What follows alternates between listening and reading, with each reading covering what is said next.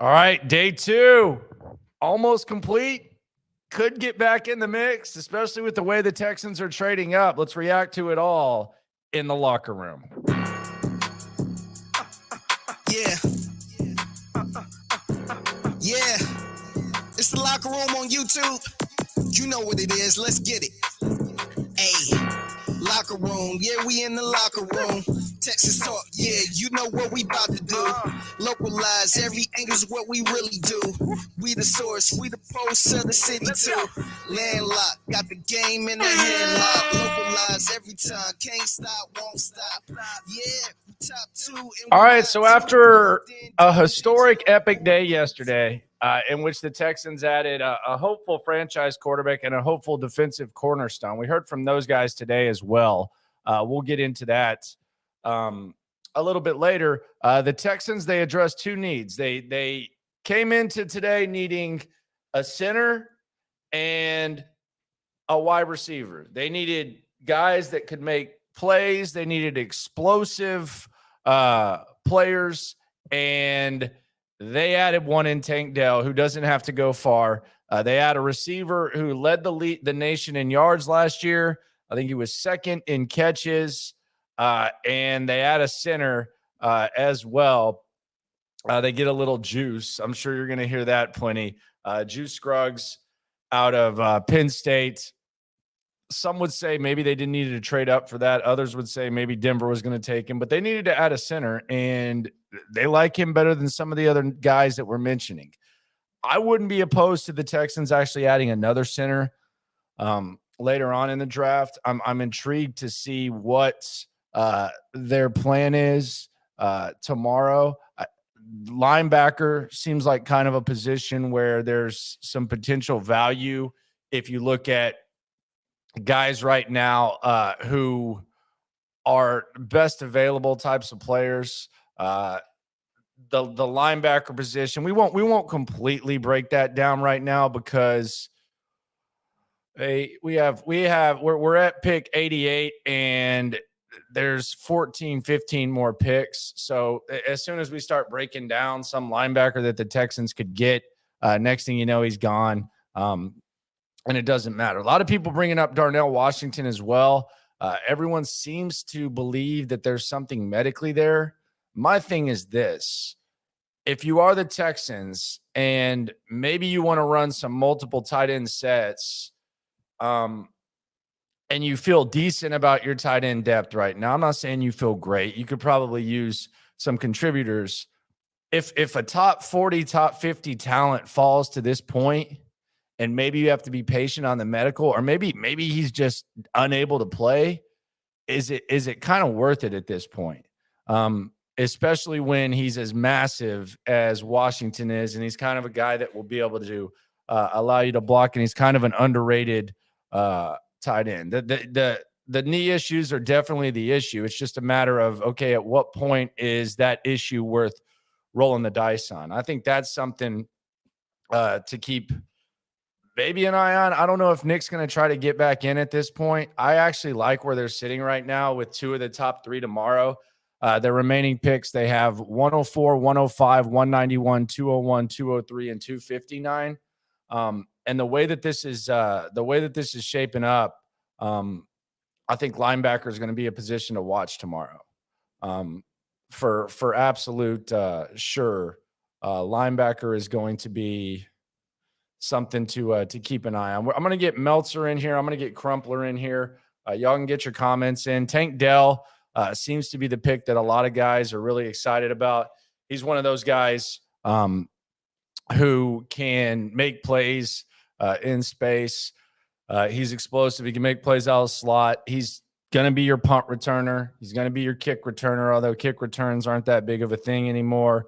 And he's going to basically have every local TV guy about as excited as they possibly could. I did enjoy, if y'all didn't see it yet, Chancellor Johnson actually put a video out of with Tank Dell that I thought was a really, really cool video that kind of gave a little bit of background, kind of showed just what he is about.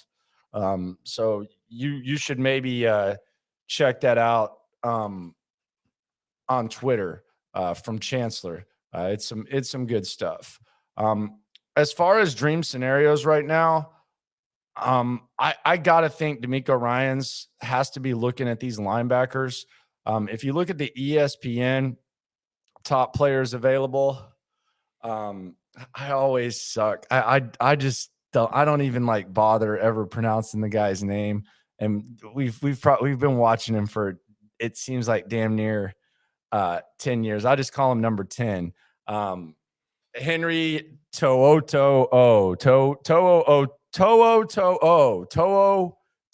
however you say it, number 10 on Alabama.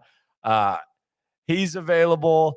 You got DeMarvion Overshown from Texas, number 0, dude who wears all the sweatbands, moves all over the place. You got him available.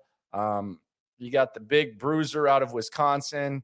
So you have some linebacker availability. I don't know.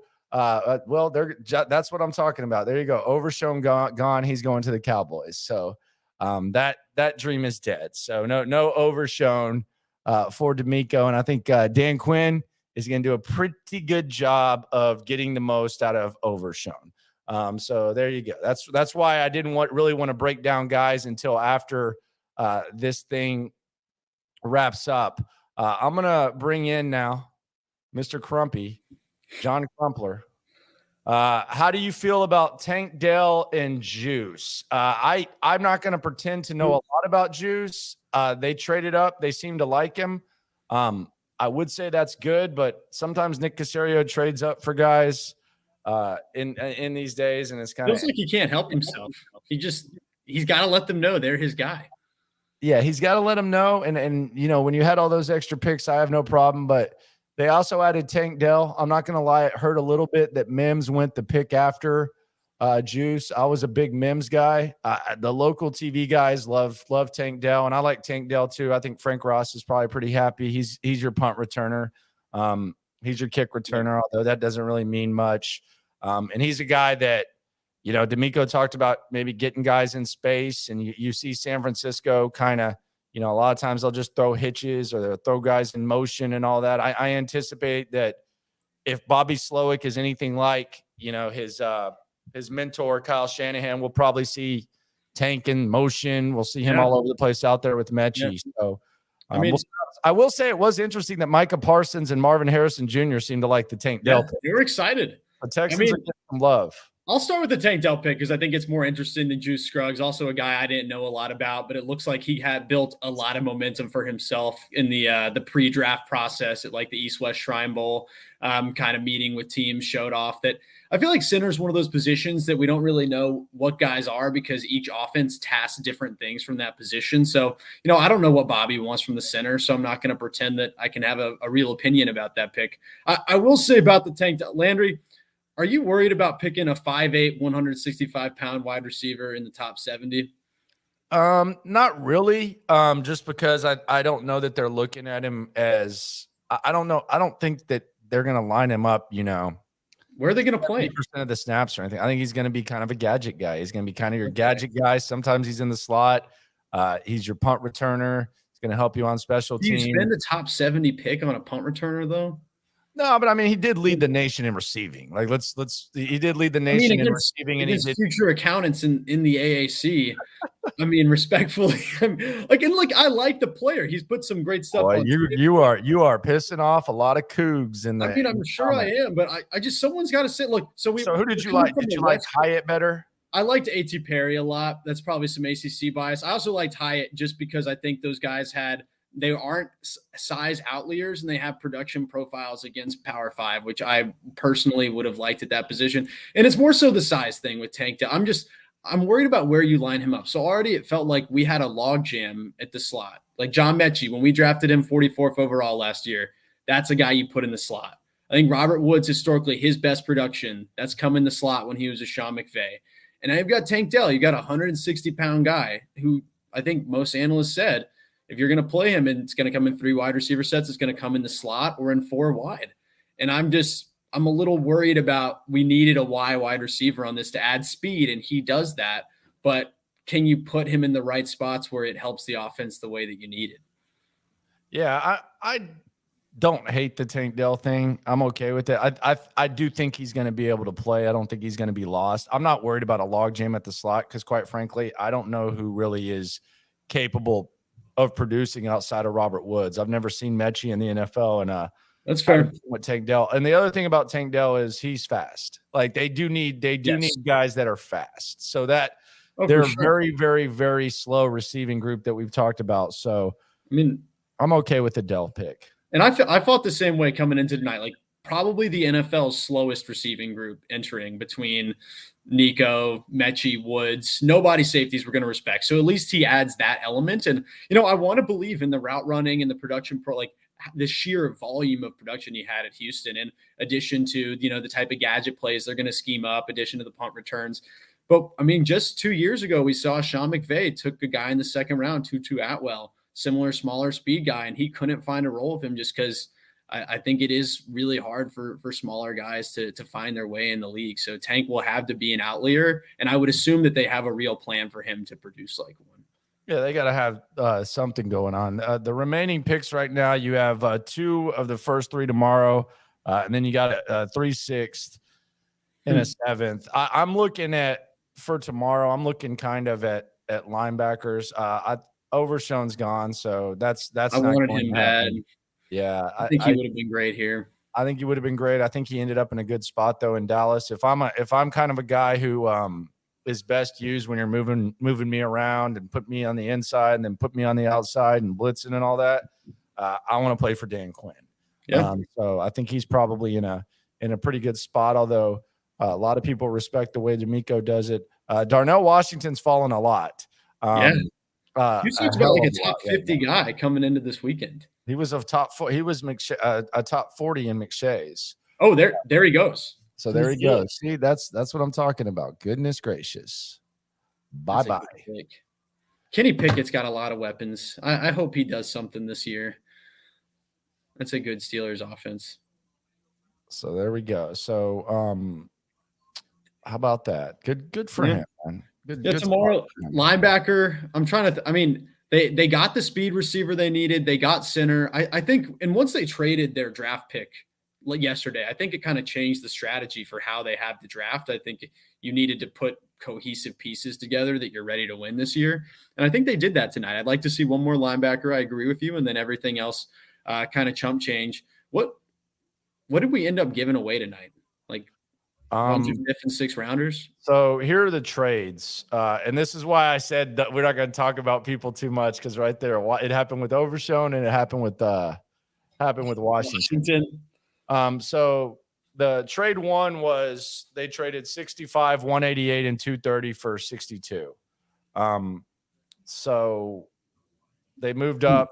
Maybe they had like some sort of feel that Juice was going to go, so they made that move. The next trade was 73 and 151 for 69. Okay.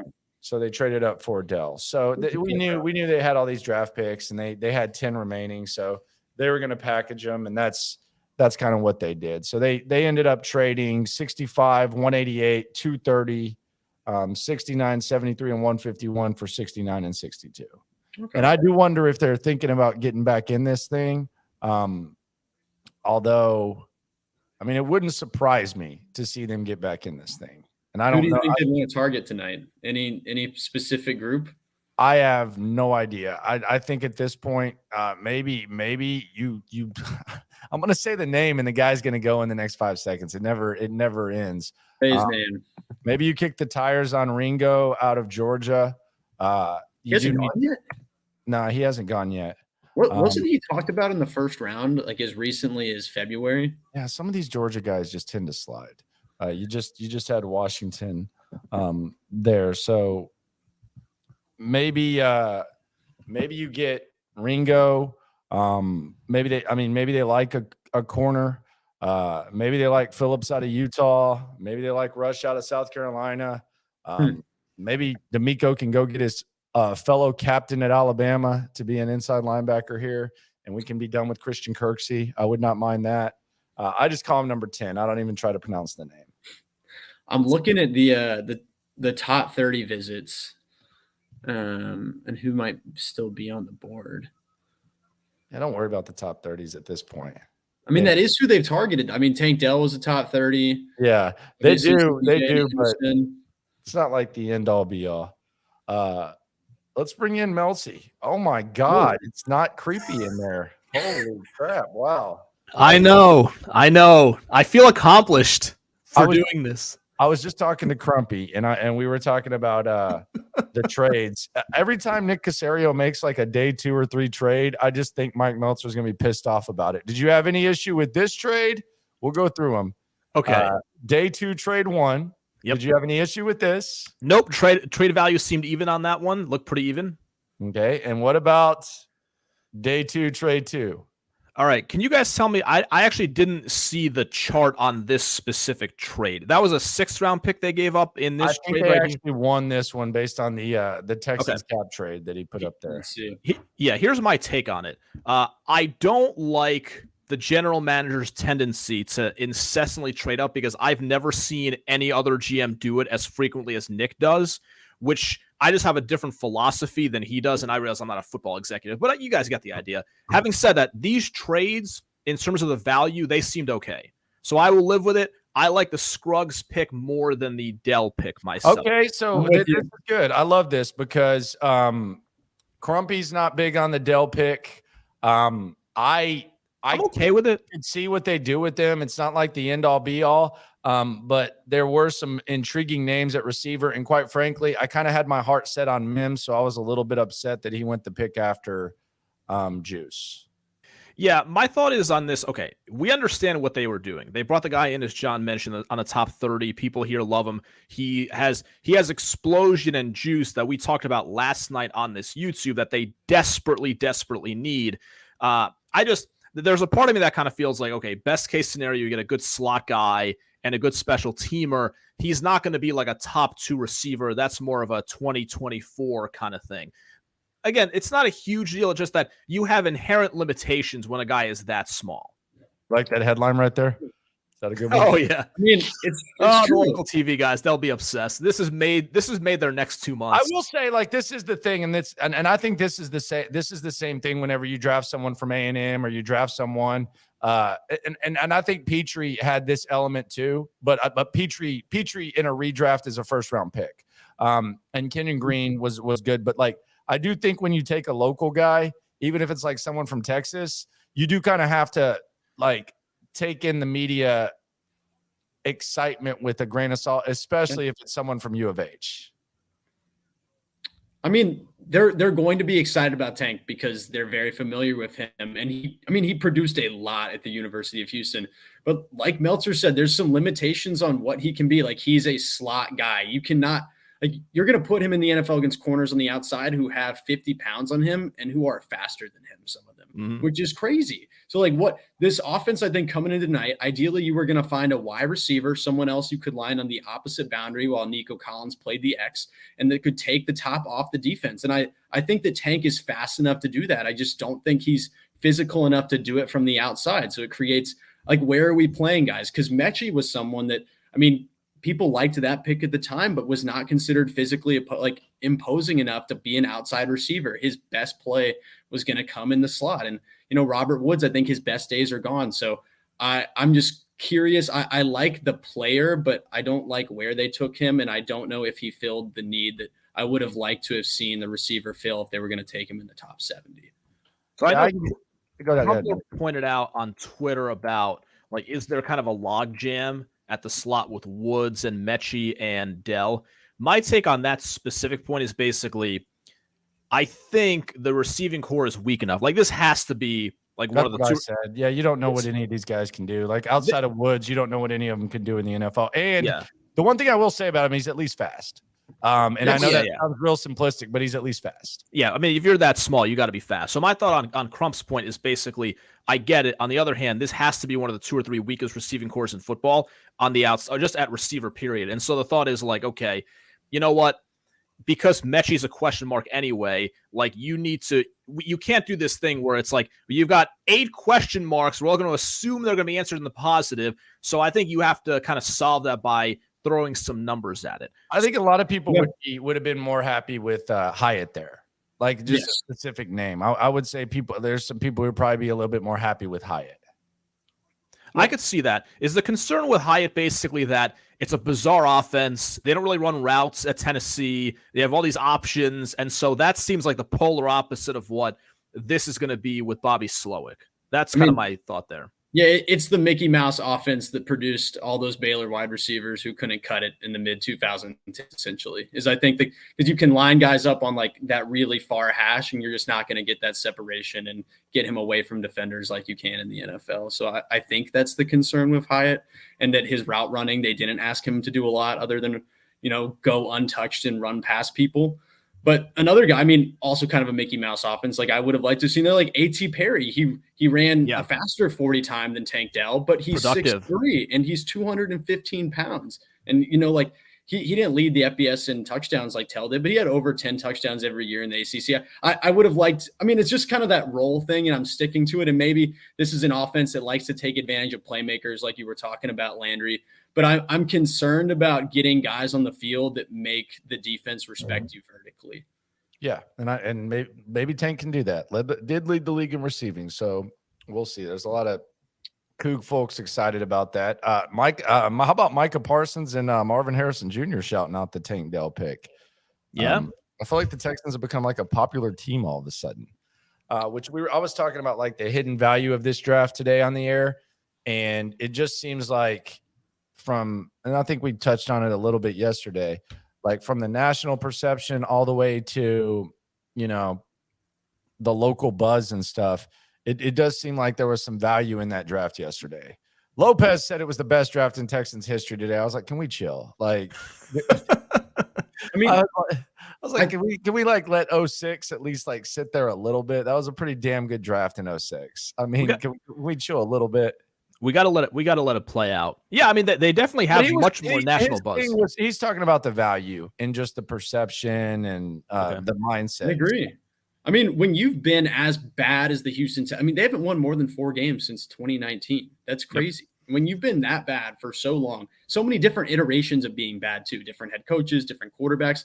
I do think there's value in saying, hey, CJ Stroud, 2-time Heisman finalist. He's been in the college football playoff. He's our quarterback. Will Anderson, he would have been the number 1 pick a year ago. We got him too. Like it's easy. It's some easy media love that I think this team needed. And it's like kind of the first believable football plan that Houston has had since they traded away DeAndre Hopkins. You know what? That might have been the best pitch that I've heard. I have not heard anyone say that. And that is a good way to put it. Will Anderson would have been the number 1 pick last year. Oh, that's a good pitch. That's a good pitch right there. That's a pitch. That's a good pitch. That's a good pitch. Okay. I get why they paid a lot, but I get it. Okay, I like where you're at. Let's go around the division. Little Will Levis, 33rd overall to the Tennessee Titans. First of all, what the hell is Jim Irsay's deal? Like joking about people taking him. Like my confession today on the show, and I feel like a slime ball for this. I kind of took a little bit of joy in Will Levis just sitting in the green room for some reason. And normally I feel bad when someone's in there, and I couldn't make myself feel sorry for Will Levis. And Jim Irsay took it a notch too far, but he ends up in the division. He ends up with the Tennessee Titans. So now we have 3 rookie quarterbacks in the division. We have CJ Stroud. We have Anthony Richardson, a.k.a. LaFar Jackson. And we have Will Levis, a.k.a. Gosh Allen. So what were y'all's thoughts on Gosh Allen coming to the AFC South? So we're talking Will Levis specifically. Yeah. Okay.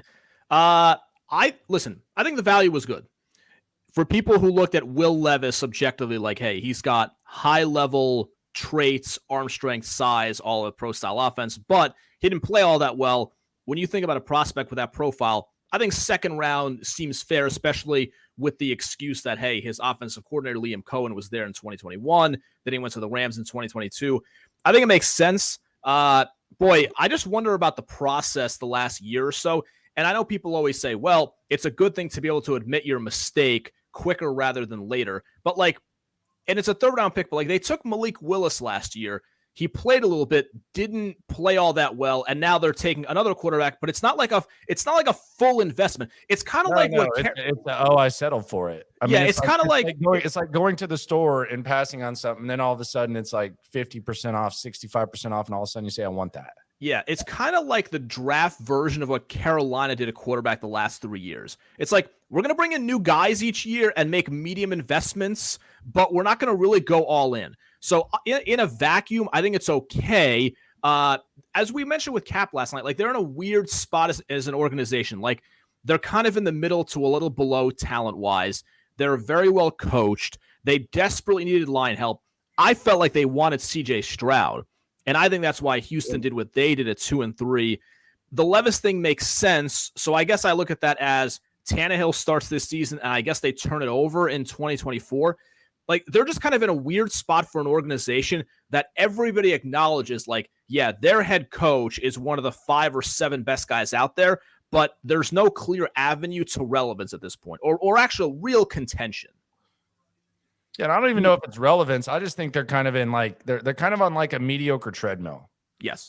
Which is and I say mediocre loosely because I think Mike Vrabel's a hell of a coach, and I actually think you can make a case that every year except maybe this year, I think Mike Vrabel's overachieved since he's been there and he's maximized his talent.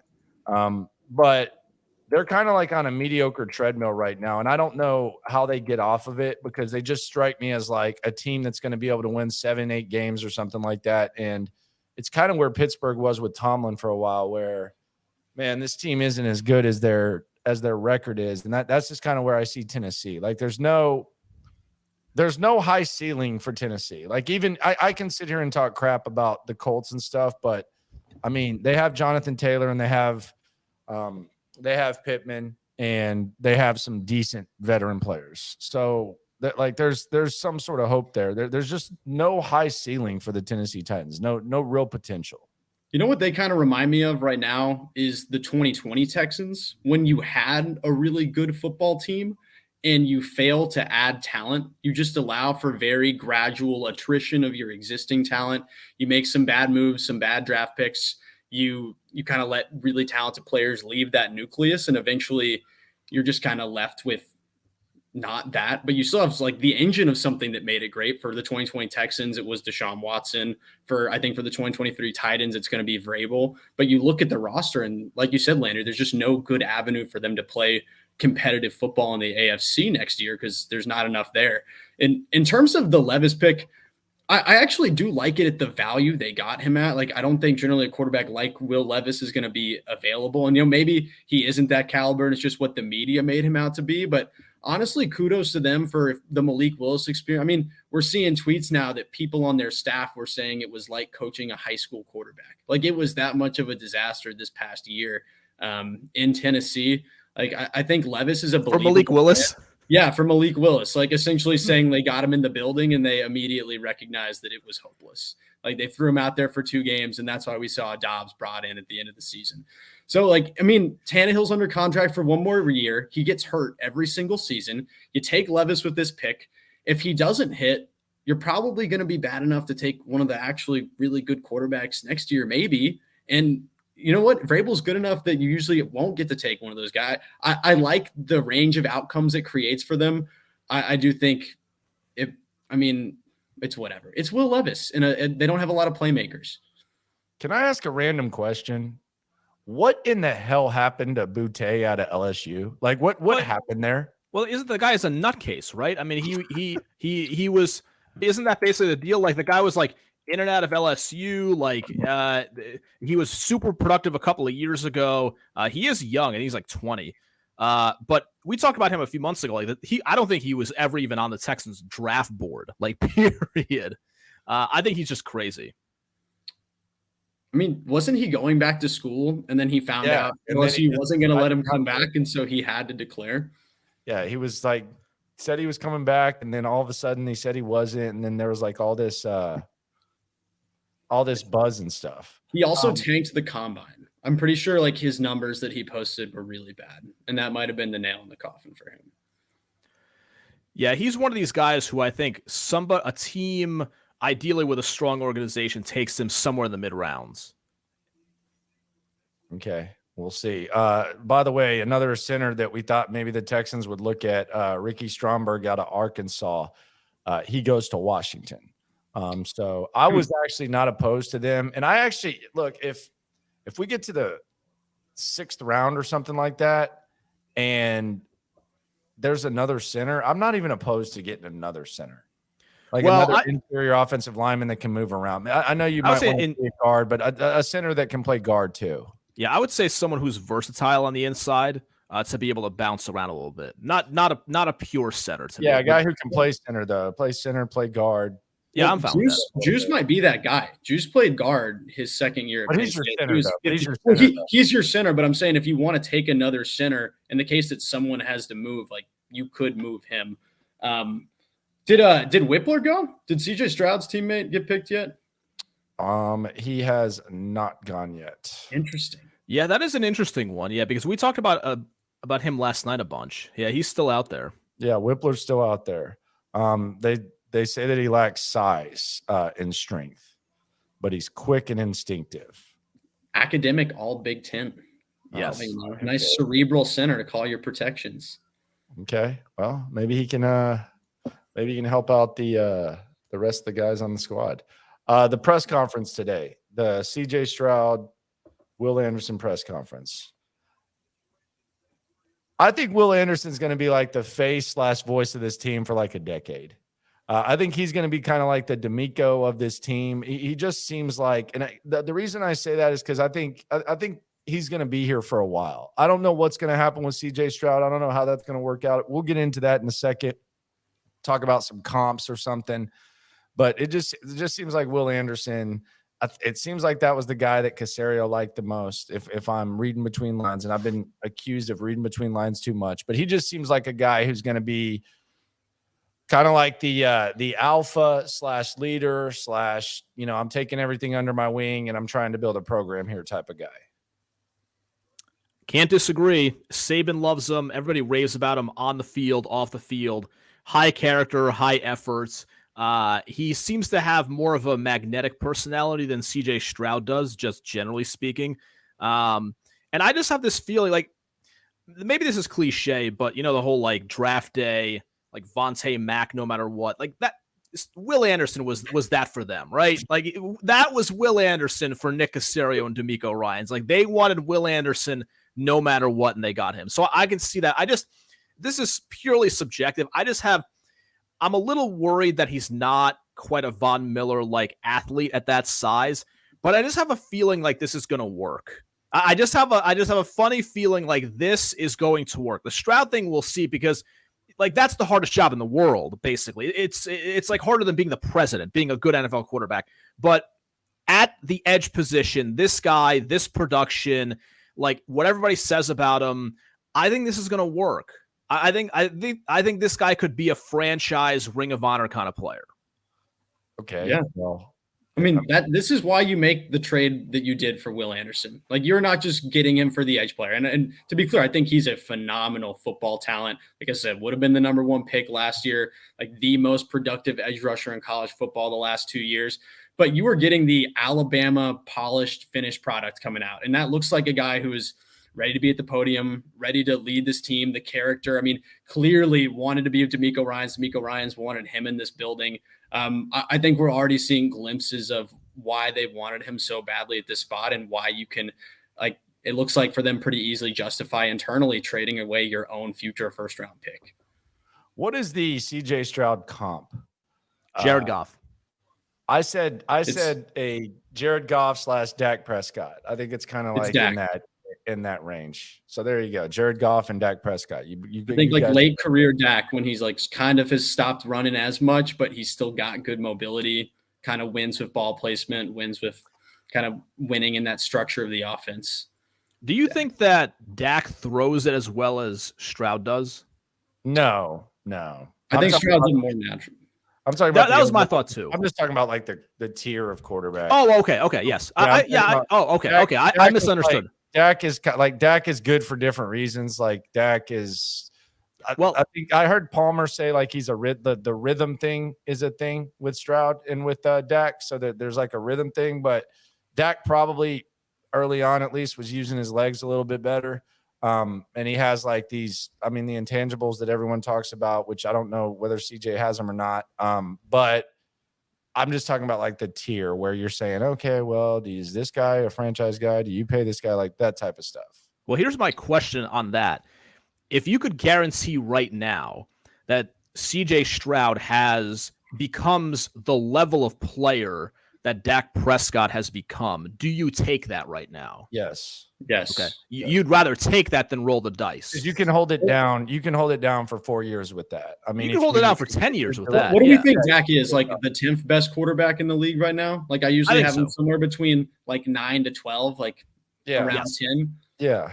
And the thing is, I do think CJ has room to be more. Like this is a guy who he's a kid, dude. Like I was saying that he's a freaking kid. Like, and I'm not saying that. I'm actually saying it endearing. Like I've always said, like he's a likable guy, but he's a kid. Like he's 21 years old, and he sounds like a kid. Like some of these guys go up there and they sound like 35-year-olds at the age of 21. CJ Stroud sounds like a kid, and there's nothing wrong with that. But the good news and the good thing about that is that kids become men, is if they're willing, and eventually you do, but they develop very quickly. So I that's how I look at it with CJ Stroud. I mean, I kind of hate myself, so I watched the Bryce Young press conference today. Bryce Young sounds like he's 30 years old. Yeah. CJ and everything he's doing for the team, CJ sounds like he's 17. CJ's like my cousins, like when he's doing the video promos the Texans are put on their Instagram. I think from the maturity standpoint, but then if you go to the football stuff, like he only started for 2 years in high school. Ryan Day's offense did not ask him to do a lot. I mean, he even talked about that a little bit. They asked him not to run. They asked him to let those receivers win. You look at his frame, I think he's going to add 10 to 15 pounds on that when he gets in the league. He has not been asked to do everything that he's capable of, and he hasn't gotten like the one-on-one kind of tutoring that like Bryce Young and a Will Levis did from such a young age with that background he came from. I think the growth curve for him is still pointing very much up. Like, I don't think we know what he is yet. And what it is today is Dak, but I think there is a universe where he can go into that, like crack that top 8 tier. If he gets a little more comfortable using his legs, like we saw in the Georgia game, he's asked to do that. I think the big things are me, how does he see the field when he's doing that? And does he learn to do it at the right times? But I think he has so much room, whether it's from how he's interacting to the press to the player that he is. It was the right pick at number 2, and I'm excited about it. And I was talking about this today, and shout out to Rick in the comments for bringing it up. The other thing that I think with CJ is, like, when I say he's a kid, it doesn't mean he's immature. It means he seems like a 21-year-old. Like that's, I'm not saying like there's any maturity issues. I'm just saying it seems like a 21-year-old. It seems like he has a really good attitude. That's always been clear. You go back to like the pivot interview and stuff like that. But I do think that there's a valuable resource in having Case Keenum as a backup. And I think there's a lot of quarterbacks like in the NFL that benefit from having backups that are just sitting there, following them around, helping them out, helping them show the ropes. Hell, that sometimes they're the extra eyes. They're getting a head start on going and getting the tablet and seeing stuff. And the quarterback's basically coming over to them. And you're going to see when CJ Stroud goes to the sidelines, he's going to sit by Gerard Johnson. He's going to sit by Case Keenum. Case Keenum's going to have the tablet talking. Gerard's going to be talking, and Bobby Slowick's going to be on a knee talking to him. And I think it is actually a really valuable education. And that if we were in a situation where you told me that one of them had to play, like Davis Mills or Case Keenum, I could see a situation where Davis Mills beats him out because he has to play. But sometimes the value of a backup is when he doesn't play. That's why you saw Chase Daniel following around Drew Brees for all those years and basically being carrying his helmet for him and then being ready to go. I do think there's value in Case Keenum being able to help out CJ Stroud along with Gerard and along with Slowick. So I do think that helps a lot. That makes sense. That makes complete sense. Oh, I was going to say, what do y'all think happens to Davis while we talk? Because I agree. I think Keenum's an asset for CJ Stroud's development. Do we think they carry 3 quarterbacks, or what do you think the plan is? Yeah, probably. I actively want to keep Davis Mills. Like, they use a 3rd-round pick on him, and when you look at the last couple of years, I think what Davis Mills is a backup quarterback. Not in a bad way, in a good way. He's got good size. He has a pretty solid arm. He's streaky, which is actually kind of what I want from a backup quarterback, because then you have a little bit more upside than the typical guy, and he can come in for 2 or 3 games. He's super cost controlled for 2 more years. And again, you use the 3rd round pick on him. To me, he's an ideal backup in this kind of situation. And especially, listen, again, you never know if your quarterback's going to stay healthy. We know that very well in Houston. And I think the games you play are going to have more meaning, because even just from an emotional standpoint, you do not want to give up a higher pick to Arizona if you can possibly avoid it. So, yes, I'm keeping Davis Mills. No doubt. By the way, we have a kicker off the board. How about that, Mike? Jake Moody is a San Francisco 49er. And Cameron Latou just went from Alabama. Minnesota will be the final pick, and then we'll be able to look at potential value for the Texans. When was the last time a day 2 kicker worked out? I like Jake Moody, but he's not a guy super accurate. He's the best Michigan kicker they've had in the Harbaugh era. Not the biggest leg in the world. And there's always the projection when you're drafting a kicker. But that is a good question by Crumple. I'm gonna go to draft history and try to attempt to answer. I'm trying to think. Whenever I think, who was the poor kid from FSU that went in the second? Aguayo. I felt so bad for that guy. Well, that guy was amazing in college. I know he was like the best college kicker ever, but it wasn't his fault that he got drafted. Like, what was it, top 50? Man, remember you're not old enough to remember when Sebastian Janikowski got picked in the 1st round. Which, by the way, good pick. Yeah, good pick. I was around. Good pick. Right, so Crump mentioned day 2, so that means either rounds 2 or 3. Not day 2, James. He did not get drafted. So Aguayo was the last one. I'm looking at this. He was the last one who was picked on day 2. Wow. And before that, I'm just like looking at this. This is fascinating. So Mekhi Blackman is off the board. So now we're officially looking ahead to day 3. So the Jets pick Mike Nugent in the 2nd round back in 2005. Didn't exactly work out like they wanted to. But there have not been many. Man. Did A.T. Perry make it through the day? I believe he did. Oh, okay. If they get him tomorrow, I'm gonna have to eat my words about the take. Yeah, A.T. Perry is there. For what it's worth, he's Kuiper's 18th best available. 18th? Yeah, he's on there. Yep. Okay, so the best players overall that Kuiper has: Keely Ringo, a guy from Northwestern, DeJuan Jones, Henry To'o, and Clark Phillips. To'o. Say. I always suck. To'o. I don't even know that's how. I know exactly who he is because he was like a big recruit, a big transfer. I've been watching him for 10 years. I feel like. Yeah, he's been around for a while. I don't know if you do this, Landry, but sometimes I like when the draft happens and surprises happen.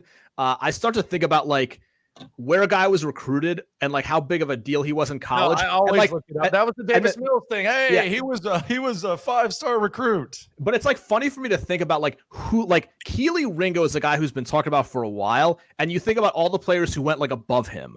These are the random things I think about on like Friday and Saturday of the NFL draft. Like some random no name went above like, some huge names in college football who we've heard of for like 3 or 4 years. I mean, even a year ago, Ringo had the game-sealing interception against Bryce, right?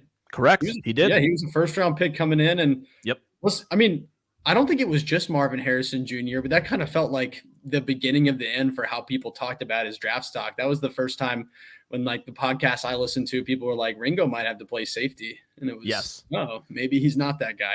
They're saying he's better in zone than man. Johnson's available out of A&M. Dude, I like him. I think he's a good player. I think he'd be great. I think he can do a lot of things, and he's good. I think that would be good safety depth right there. I like him. Really solid. Antonio Johnson's a really good player. He is very physical, and he can play special teams. And I could see him turning into a starting safety easily. So I would not be opposed to that. I'm a big. Is it surprising that Noah Sewell is still on the board? No, he's too slow. He's like a 2-down player, from my understanding. Okay, so I think that's what's driven him down the boards. Interesting. Landry, how do you feel about Roschon Johnson from Texas? I think he would help you on special teams, and I think he would be a good, Do you think he's overrated in like the terms of how he's talked about? Not now. I mean, I think he's going about when he should. I mean, I think the draft talk and the draft dialogue overrated him to where people are like, oh, could he fall into the third? Could he fall into the second? I thought that was a little bit silly. I like Roschon. He's a good dude. He's a culture dude. He does a lot of stuff. Like he can do a lot of things. Like he can come in and pass block. He can run between the tackles. He can catch. He's a quarterback in high school. He played special teams. They had him returning kicks, which by the way, I wasn't the biggest fan of. And they had him sometimes covering kicks. So he can do a lot of stuff. Like he's not overrated now. But no, I said today that, the draft talk was a little bit out of control with how we're talking about him. I thought that was a little bit strange. I also thought he should have played in the bowl game. That's a fair take. Really hurt my feelings. I just thought, man. Landry, you're not allowed to have that kind of opinion these days on social media. You can't say that kind of stuff about athletes. Well, look, I love Roschon. I saw him. He did carry the load against K-State the year before last, but I thought the bowl game against Washington with Bijan out, I thought it would have been a good opportunity for him to showcase himself in a bowl game against a top 10 team where he's clearly going to get 30 carries and, maybe play himself into getting drafted today. But I like him. I like him fine. I like Deuce Vaughn though. I just absolutely love Deuce Vaughn. I think he's going to be awesome. I think he's going to be in the NFL. I think he's one of those guys that he's the smallest prospect ever at the combine. So he's the shortest guy ever at the combine. I like him. I like him. I could see Dallas taking him. His dad works for the Cowboys. His dad's a scout. So I could see that. But I would love to have Deuce Vaughn. I would like Roschon. Definitely need a back. Meltzer from Dan Brugler, who's at The Athletic, in his draft guide, his opening sentence for Sewell is, Sewell doesn't have the tape of a modern-day linebacker with clear limitations in man coverage. So I think it's that stuff. That makes complete sense. Yeah, so he's basically like a limited guy, because it is interesting looking at the Texans, because now you're at a point where you're thinking about best player available, picking for not just 2023 but like 2024. What future needs do you have? And inside linebacker kind of makes sense because Perryman's here on a short-term deal. Kirksey you want to get out of the building as soon as possible, I would say. D'Amico's a linebacker. So long on that. Yeah, well, they might need him right now. Who's the third linebacker right now? So you're going to play Perryman in the middle. Yep. And then you're going to have Christian Harris. Who's playing the Sam? Is it Corey Littleton? I'm just looking at the Our Lads. I find it hard to believe. I'm not a GM. I'm not James Lipford. I'm not a scout. I find it hard to believe that tomorrow, with one of your remaining picks, or even multiple of your remaining picks, that you can't put yourself into position to where you don't need Christian Kirksey on your team. I don't think that's too much to ask. Do we save money if we cut him? Like, would it be? Yes. Is it a lot? Oh God, I don't think it's a lot. One of my favorite questions. I'm just asking. I don't think it's a lot, but you do save a little bit of money. Can we go get one of these? I mean, there's some good veterans on the market. Like, they do. I hope they look at Landry. They save $5.5 million on the cap. I mean, it's inevitable. He's gone. Get him out of here. 5.5. Yes, get this guy out. Bring in a receiver. I'll go down Noah Sewell and cut Christian. Why not? I mean, right now, would Garrett Wallow start the Sam? Dude, is he still a thing? Still a thing. He's on the team, so yeah. Still a thing. Yeah, they need some help at linebacker. They need an infusion of youth. I mean, I think they're at a point right now where there's not like any glaring need, for lack of better, like for tomorrow, to where you can really just get whatever. If it's a receiver, cool. If it's a running back, cool. If it's a tight end, cool. But you're in a position now where D lineman, whatever, you can figure it out. And you use two premium among premium picks, one on offense, one on defense, to where I don't think you're like feeling too crazy. But if you're going to add Antonio Johnson and add some depth, or they might need to look at corners too, because Yeah. When you have the situation that they're going to have next year, it's going to be an extreme glaring need next year. Like it's going to be an extreme glaring need. I think so, but I think it goes back to your point, Landry, about the roster is going to have needs, but at this point, you just want to get best available player, the guys that you believe in, and just kind of let the chips fall where they may. Like there are things that you would like to have, like the linebacker thing, if they could possibly get rid of Kirksey because you can save all that money. But it's hard for me to sit here and say like, boy, they're going to have a big need of corner in 2024, and they certainly might. So they have to draft like, Travius Hodges Tomlinson or, Keely Ringo or somebody like that. I don't know if you can bank on a 4th round pick to fill that sort of need. Well, the one thing I might ask is, do you think, let's just talk about, really the only pick I think you might be able to find a starter with tomorrow is that 402, first pick of the 4th. Does trading your own pick incentivize you to attack those short-term needs? Because for me, it kind of would factor in, like, if I can make my starting unit better and like because next year all of a sudden is not we thought it was going to be a D'Amico Ryans gets the ball rolling kind of year. And instead it's hey man, you've got most of what you need to be a like pseudo competitive football team. And we do not have our 1st round pick. Like, let's get moving on this. So I want to take best player available. And that's what I thought the plan was. You got a top 5 pick. Cleveland, you got Cleveland. So good. You think they're going to be that bad? I think they'll be bad. I don't think they'll be like, I could see them being bad. I'm anticipating the Texans are going to give up about a top 10 pick. Like, I think you have to assume that because what's the high end on wins? 7, 8? I think they could. Well, I think it's all up to Stroud. What were you about to say? We're about to go double-digit wins? Me? Yeah. I was not going to go double-digit, no, but I was just going to say it's a pretty favorable schedule, and I think the question is, what is C.J. Stroud as a rookie? Because if he's exceptional and they build this offense like the way we think it could, I think you can start to beat right now the consensus. I don't know if y'all saw Colin Cowherd today talking about like that's not the worst team in the league. That's not a bottom 5 team in the league, which I would agree with. But I think the pieces are there that if Stroud's better than you think, and just regression to the mean on these 1-score games, I think you can talk about 7, 8, 9, and then let's see where the AFC South falls. Because I don't think Jacksonville did a lot to get better this offseason other than saying Calvin Ridley's coming and we have Trevor Lawrence and they don't. The win total is going to be pretty low in Vegas, realistically. It was 5.5 before the draft. I don't know that C.J. Stroud moves that a lot. I think it'll move to about 6 or so, maybe 6.5. But that's what it's going to be. So I think it's interesting, like Crump mentions Cowherd, because I heard some other people basically being like, and I think there's a split opinion nationally, like, why are they doing this, the Texans? They're still going to be one of the worst teams in football. They're still one of the worst teams in football.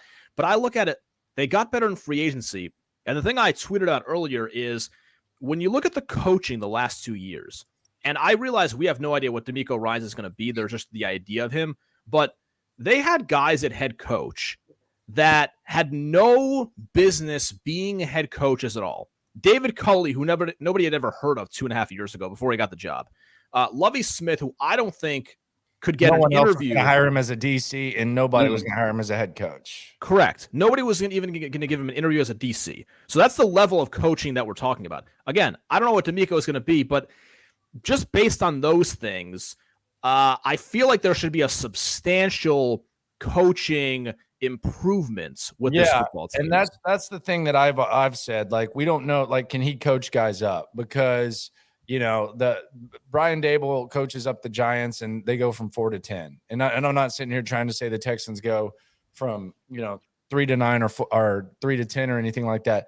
But it does matter. And we talk about the Texans, and it's rightfully so because it's uncertain. So I don't think D'Amico deserves the benefit of the doubt where you say, okay, he's going to coach up a team with D talent to where they play C+ football or something like that. Like, we don't know that, but it is a factor. Like, it is a possibility that he's just going to coach guys up. He's going to know what he's doing. Bobby Slow is going to know what he's doing to where instead of just stocking up the talent and acting like Lovie Smith is coaching this team or David Culley is coaching this team, like you just said, there is an element. You do have a guy that everyone else wanted to hire. So there's got to be some sort of D'Amico factor there. And even if he's not great, like let's think about it this way. They probably had the worst coach in the NFL each of the last 2 seasons. Maybe Urban Meyer spares David Culley from that honor. But like David Culley, when they interviewed him, I thought it was to get more information on Eric Bieniemy. Like those were headlines about why they might be talking to David Culley. I love that. So you had 32nd best head coaching in the league. I bet Culley would sit there and talk about him for 3 hours too and not even notice that it was strange. Yeah. Let's say it's just league average. If they have the 16th best head coach in the league next year, okay, that's a huge improvement. Okay, Davis Mills, the past 2 years, I love Davis, nice guy. It did not work. It did not work at all. Led the league in interceptions. Let's say Stroud's just average or a little below average. If he's somewhere between 16th to 20th as a rookie, huge improvement. And then they lost essentially every 1-score game like these past 2 years. So a little just regression to the mean in that way. And you're talking about a very different look of this season. No, for sure. I mean, I think moderate coaching would be nice. I mean, moderate coaching would be nice, you know? I think D'Amico could be a lot better than 16th. I think there's a lot of reasons to think. And I mean, we spent a ton of money in free agency. We're pumping, I mean, especially with the way they fix some of those contracts to kind of fudge it to add more guys. You're pumped like really like $50 million worth of free agents onto the team, and Will Anderson plus, you know, the 2 starters they added tonight, whoever they pick at the top of the round tomorrow, potentially. I don't know. I don't think it's a guarantee we're giving a top 10 pick to Arizona. I'm looking at the schedule here. The schedule is very favorable, where you're facing 5 first-time coaches with their team. You had 10 teams that had uncertainty at quarterback heading into the offseason, I think, if I'm not mistaken. Although you can take the Jets off the list, so I think it's 9. You're facing the NFC South, which is one of the worst divisions in football. That's the biggest benefit. All of those games should be in the winnable category. You have your division, which is probably one of the worst divisions in football, and you have the last place schedule. So, and I mean, I think that's as big of a factor as anything when it comes to like laying out expectations. The funniest thing to me about all this is, and this goes back to like when we were talking about overrated and stuff. How is Jacksonville like? I've bought stock on Jacksonville, and I'm not saying it would be the craziest thing to see them just completely have flipped the switch after winning the playoff game last year, despite the bad first half. How in the hell is the win total for Jacksonville in Las Vegas 11.5? There were 3 teams in the AFC last year that won 12 games. It was the Bengals, it was the Bills, and it was the Chiefs. You're telling me that Jacksonville, who really you can make a case only won the division because Ryan Tannehill got hurt and Tennessee had to play 5 games without Ryan Tannehill. You're telling me that now all of a sudden with the Texans improving, I don't know what the Colts are going to be, but it's hard for me to imagine that they're going to be as crappy as they are. Tennessee is going to be Tennessee, whatever the hell that means. And you're going to be playing a first-place schedule, and you're telling me that the Jags – are going to win over 11.5 games. Like that seems, maybe it happens. Props to Trevor Lawrence if he just emerges as like top quarterback in the league. But damn, dude, like we're talking 11.5. We're talking 12 wins. 12 wins is like I wouldn't touch it. As someone who made some money on Jacksonville's over last year, I wouldn't even think about that over. Wouldn't even? I would look at that. I wouldn't even. And I like Jacksonville's team. I wouldn't even consider Jacksonville that. too. But damn, I don't like them 12 wins. Yeah, no. There's no way I'd bet on that. Would it shock me? Would it be the craziest thing? No. But 12 wins. I mean, I think that line comes from a place, probably the public betting on Jacksonville with how bad the perception is around Houston, Indianapolis, Tennessee.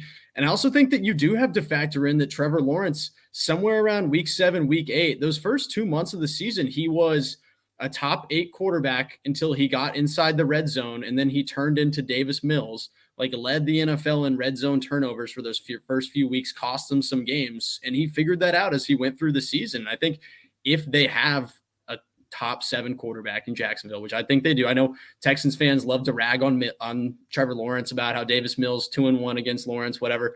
But Lawrence is very, very good. And they add Calvin Ridley to that. And I guess the defense takes steps forward with the draft. I can see how it gets there just from they think the public will bet up on them in a weak division. But I agree, probably 10 to 11 wins. I like them. There's always the question. It's one thing to finish the season on a 5-game winning streak, to become a good team for the first time in 3 to 4 years. It's a whole other thing to back that up. But I think they have a good coach. They have somebody who could be one of the best quarterbacks in football. They got Ridley. ETN made a big impact last year. It's hard to really see. I like their team, but damn, I like Kansas City and I like Buffalo and I like Cincinnati too. It's hard to see the roof caving in on Jacksonville. But I get it. And betting odds are betting odds. But what happens to Jacksonville if Ryan Tannehill doesn't get hurt last year? Like, what are we saying? Are we sitting here saying, they're a 12-win team? No. They probably would have won 7 or 8 games and not made the playoffs. He did, and they took advantage. Look, I'm the biggest Jacksonville. I thought they were going to be good with Urban Meyer. So my dumbass thought that Urban Meyer was going to flip the switch. So I'm not sitting here trying to like separate it, and I'm damn sure not like just saying it just to say it.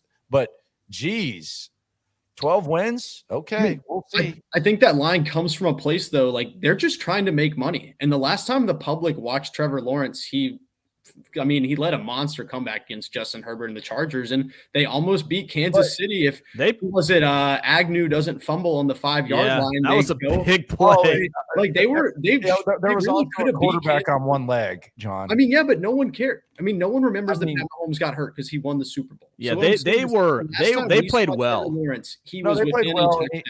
He had the fumble that when they were 2 possessions down. I know what y'all are talking about. They were down 10 or whatever, and yes, down 10, about to score a touchdown or a field goal, whatever. Would have been 1 possession.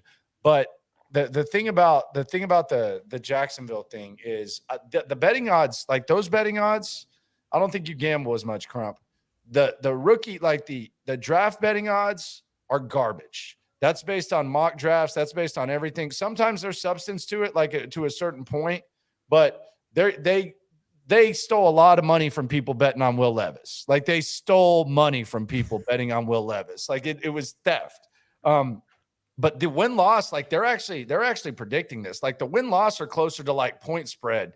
You can bet a lot of money on over-unders. Yeah, like the win-loss is like how sometimes you'll see the point spread and you'll bet the over and you'll be like, damn, the over was 223 and it ended up at 222. Like that's what they do with the win-loss. Like the win-loss is like they're really projecting. Like unless it's like Dallas or something like that. Like Dallas, they might fudge it a little bit because they get a lot of like Dallas money. Sometimes with Pittsburgh and Green Bay too. But that's literal projection. That's what they think.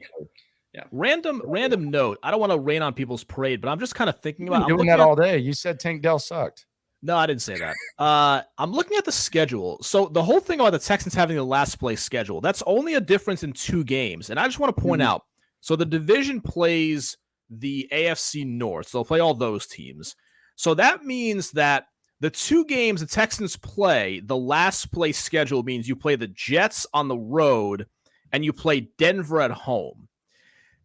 I think we got I don't know if you really get because remember the Jets finishing last because of their ridiculous collapse. Now they got Rodgers, and Denver with Sean Payton should be a better football team. So that's not I think we got to keep in mind with that last place schedule. It's only a 2-game difference, and those are the 2 games you play.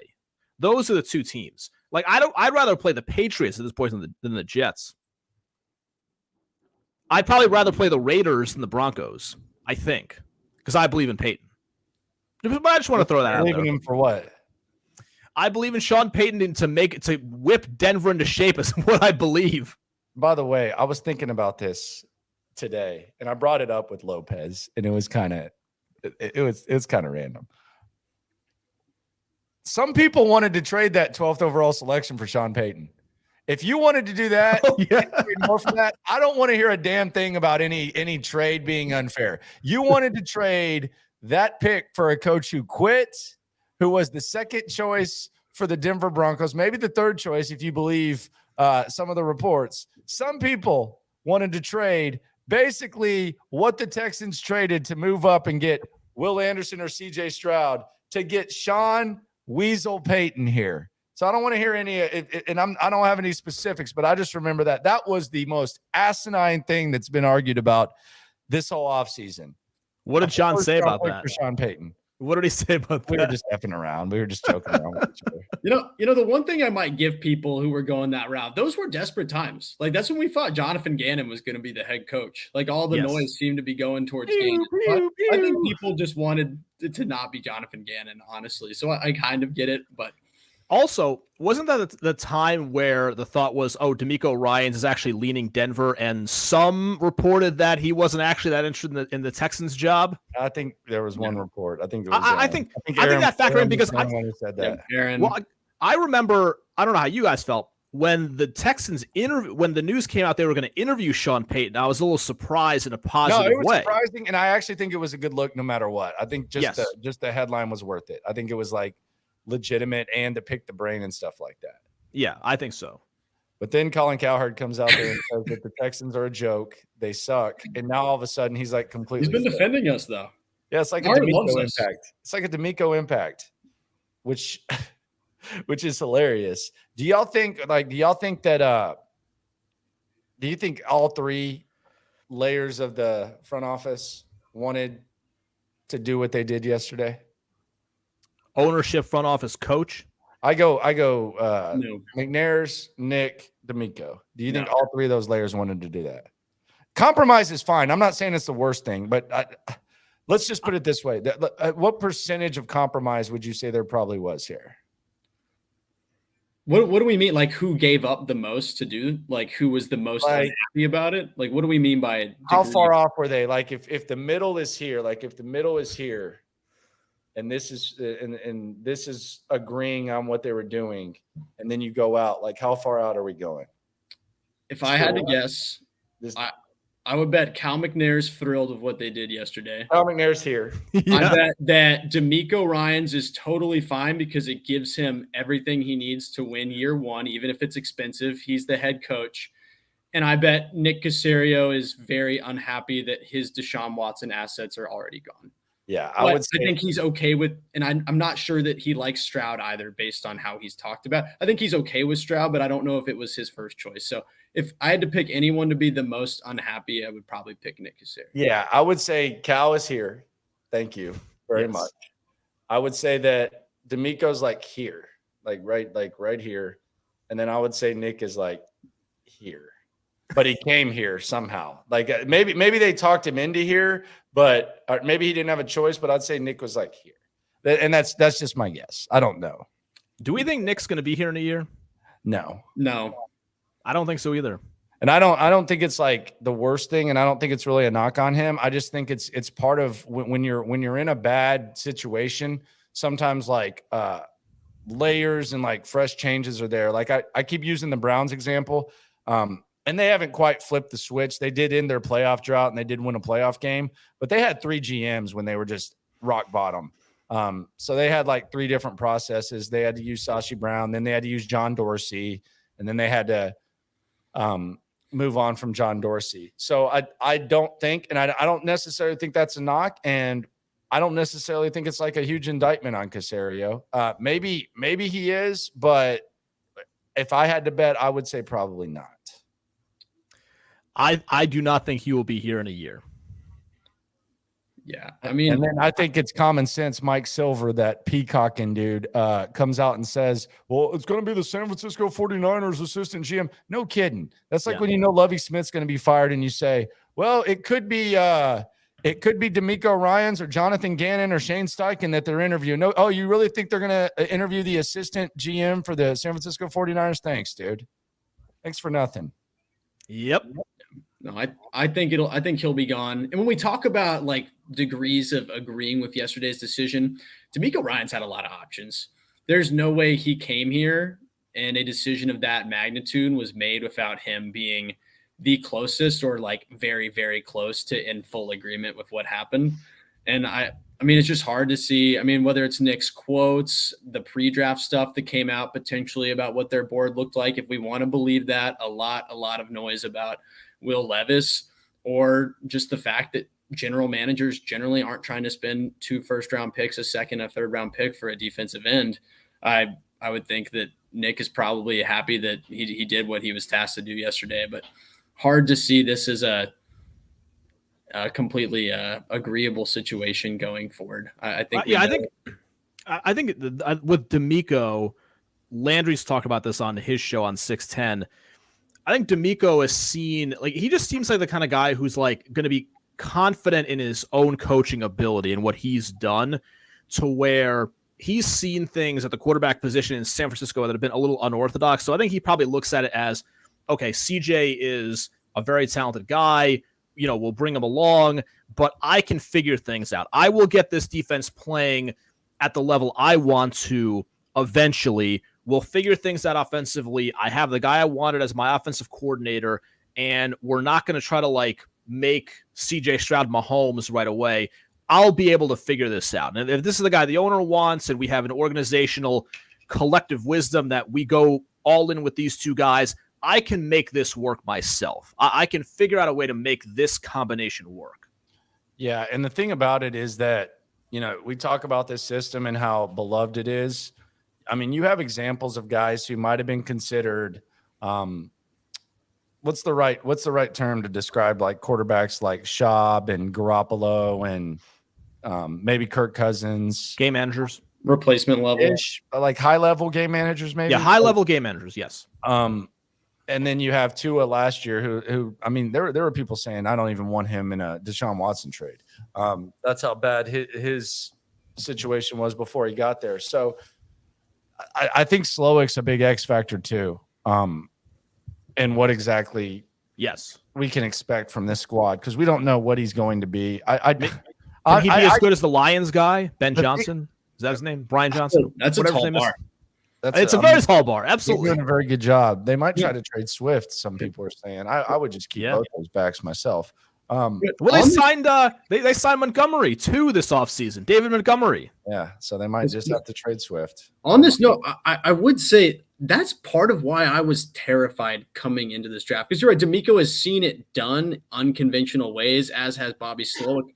And the one thing in common is it doesn't work as well for anyone not named Kyle Shanahan. And I had a meme loaded up of two fishes saying, "What's water?" And that's what I was ready to tweet on Thursday night yesterday if they came away without a quarterback, because I was saying this endeavor they're about to take on is so demonstrably difficult, such a difficult avenue to win in the NFL, that I'm glad they've given themselves this buffer room. But I agree with you. I don't think they believe they need it. And I think that's part of how we landed on the pre-draft conversation where we had it. Yeah, I can't believe you were predetermining that you were just going to roast them like that. You are a evil person. It would have been organizational malpractice to walk away from a 3-13-1 season without a quarterback. We haven't heard D'Amico yet. I am intrigued to hear what he has to say about, what they think about all this. Yeah. Because that's really the guy I want to hear most. We kind of kicked Caserio in the nuts today. I'm not going to lie. I was going through, I do this now. I'm not trying to make myself out to be a genius because I'm an idiot most of the time. I was going through my text because I had texted one or two people about the idea of what they actually did. Because I thought to myself at some point in March, I'm like, if they take this is before all the will they actually take a quarterback, or are they going to wait till 2027 to get a quarterback, that sort of thing. I had actually thought to myself while just kind of thinking, sleeping, driving around, if they love Will Anderson or somebody, they have these extra picks, can they maybe draft somebody, a quarterback at 2, and move up the board? That in and of itself, I had thought about in my mind for a little bit. It was just, for me, the price tag was too high. To me, it was either, the way I look at that trade is if you go from 12 to 3, to me, it should either be a future first-round pick or the second-round pick and some others, not both. That's the way I look at it. To me, it's one or the other. The thing that's interesting to me, though, is we can't. There's no way to do this study or anything like that. But I wonder, and there's no way of proving it. But if Tennessee at 11 had taken Levis, people would have questioned it, but it wouldn't have been this is the dumbest thing we've ever seen. You could have got him in the second round. Nope. Yep. So I wonder how many times, at the quarterback position, you see that happens, and it's like Arizona taking Josh Rosen at 10. That kind of felt a lot like the Levis situation, and they bailed on it the next year. But it's would Josh Rosen have fallen out of the first round? Did Arizona do something crazy? No. And the Texans trading back into the first to get Hooker, that would have been. I mean, that would have been just ridiculous, but people would have praised it, like, and been like, all right, well, at least they got a quarterback. Well, this is what I would love to know. If I could sit down with somebody who like is in a war room and just talk on background or whatever, like how well can these teams read the draft board? Like the most obvious example would be like when you really read it is Pittsburgh moves up last night to 14 to take Broderick Jones, who the Jets were going to take at 15. But like everybody knows what the Jets needed. They knew the Steelers needed a lineman. Like that's the simplest one. But like, yeah, Hendon Hooker, like, did people know at the end of the first round that he was going to be available in the third? Like, do people have that much of a sense of what's going on with the other 31 teams? I won 20 from McLean. He was going to bet anything too. I could have won another 100 from him. You could have. I told him Hooker ain't going first round.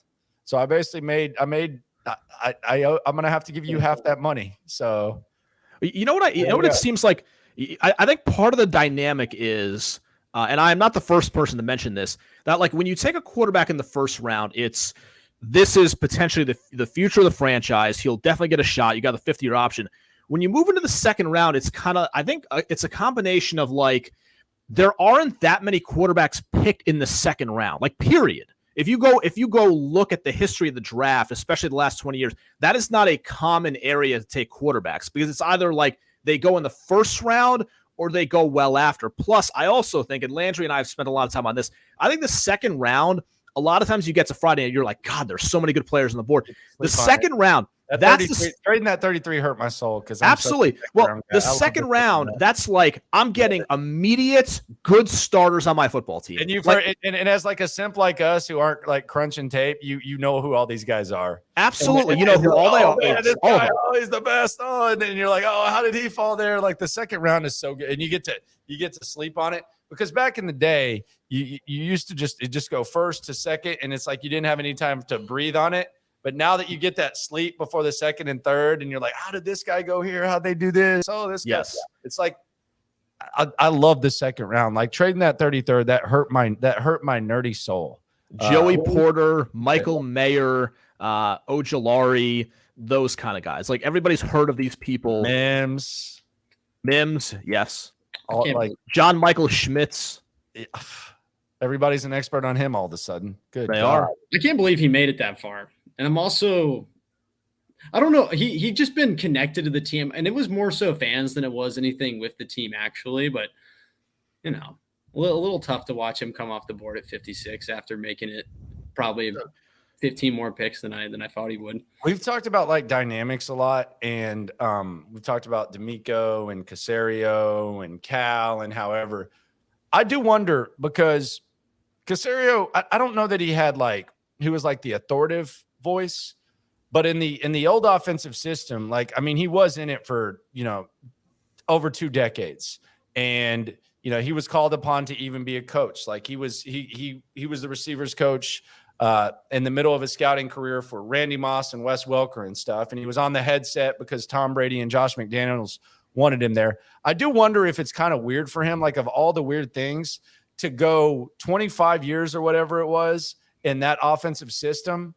And now all of a sudden you're coming into a system that I imagine that Bobby Slowick knows like the back of his hand and that D'Amico Ryans knows.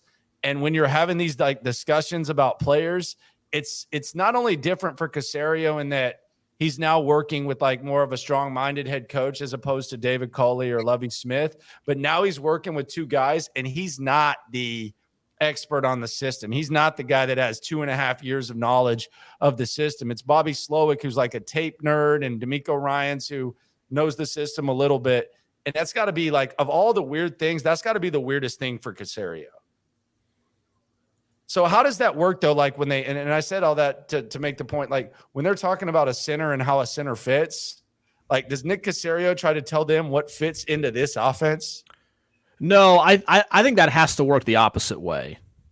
I think that's more bottom. Could there be too much trust then because Caserio doesn't know the system, or is he a smart enough guy? And I think he is a smart enough guy to where he has the basic concepts. Like, how does that? Maybe it's just a fluid, great discussion. He's evaluating traits, is what I would imagine. He's evaluating traits and performance, and then the coaching staff is communicating to him what traits they actually value. And I imagine that's how they're meshing this together. And I also think this question depends on what kind of organization you have. Like, for instance, in Philadelphia, one of the best organizations in the league. Like, I don't know how. Like, I think Howie Roseman runs it. Talk about them. Say that again. You're always like Philadelphia, the best. Howie Roseman, yes, the best. Yes, I don't think Howie's getting players that their coaching staff that Sirianni doesn't like. But I also think for them, like, I think that's Howie Roseman running the ship. Like, that's his team. Like the Rockets were Daryl Morey's team. Like, he's gonna find his guys, and it's gonna all sort of revolve around him.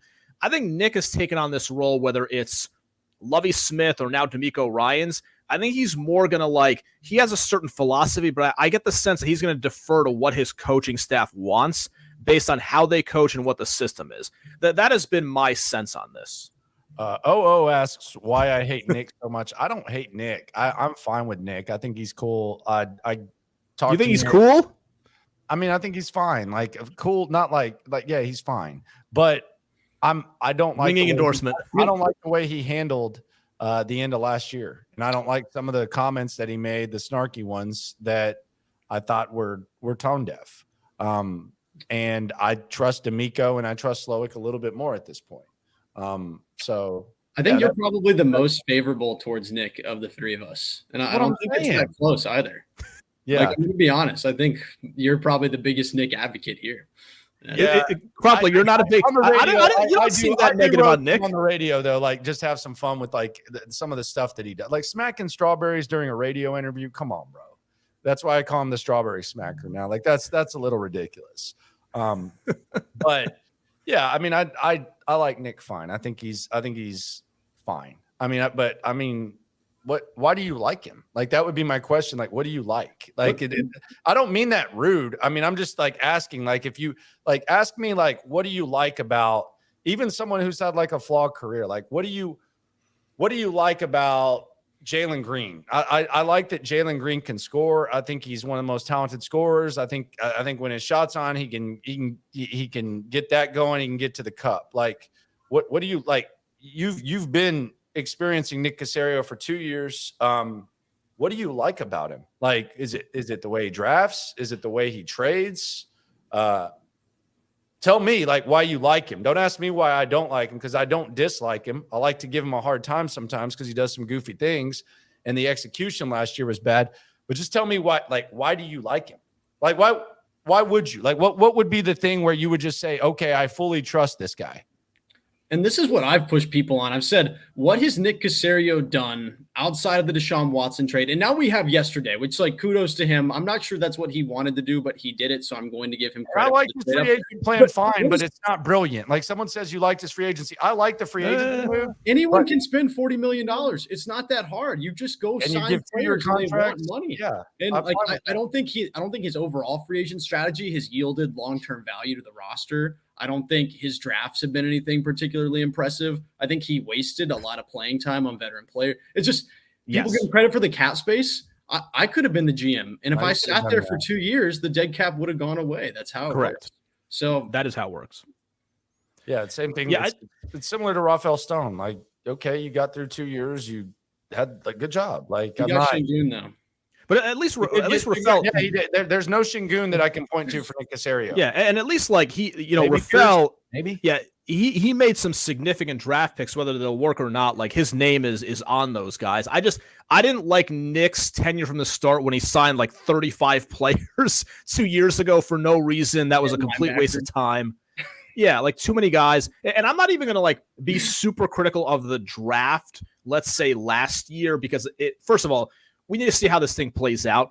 And I think there's a degree of, like, risk tolerance that comes with it. Like, was he a genius? There's no consequence. There's not significant consequences with it, but there's context clues that when this stuff matters, that it'll hurt you a little bit more.